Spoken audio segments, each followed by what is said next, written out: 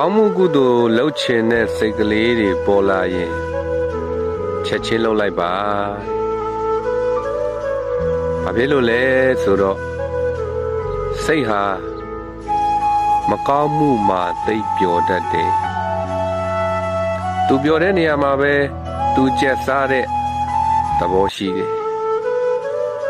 ဒါကြောင့်ကုသိုလ်တစ်ခုခုလုပ်ချင်ပြီဆိုလို့ရှိရင်အချိန်မဆွဲပဲနဲ့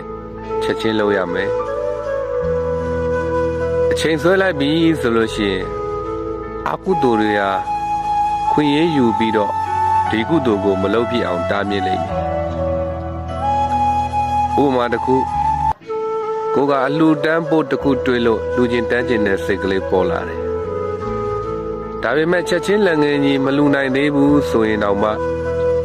လူချင်းတန်းကျင်တဲ့ကုသိုလ်စိတ်ကလေးပျောက်မသွားခင်မှာ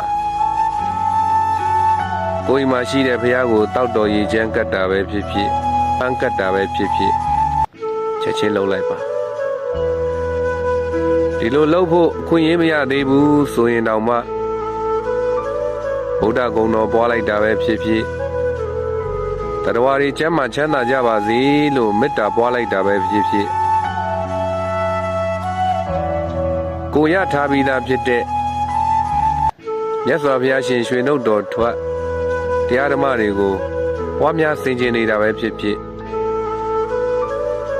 နောက်ဆုံးဝင်လေထွက်လေမှတ်ပြီးတော့တတိကလေးထားနေတာပဲဖြစ်ဖြစ်ကောင်းမှုကုသိုလ်တစ်ခုကတော့လုပ်ပြအောင်ချက်ချင်းလုပ်လိုက်ပါ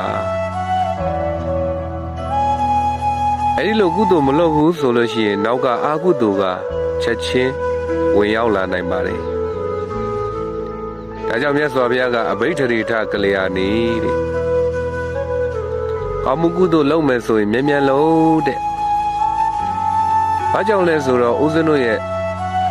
စိတ်ဟာပါပတမေရမတိမနောမကောင်းမှုမှာစိတ်ကမှု့လျော်တက်လုံးလို့ပါဟိုလူချင်းတန်းချင်းတဲ့စိတ်ကလေးပေါ်လာရင်ချက်ချင်းမလူပြစ်သေးရင်တော့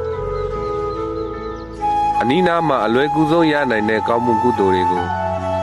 ချက်ချင်းထားလုပ်လိုက်ပါအားလုံးပဲသက်ရှိကြမှာကြပါစေ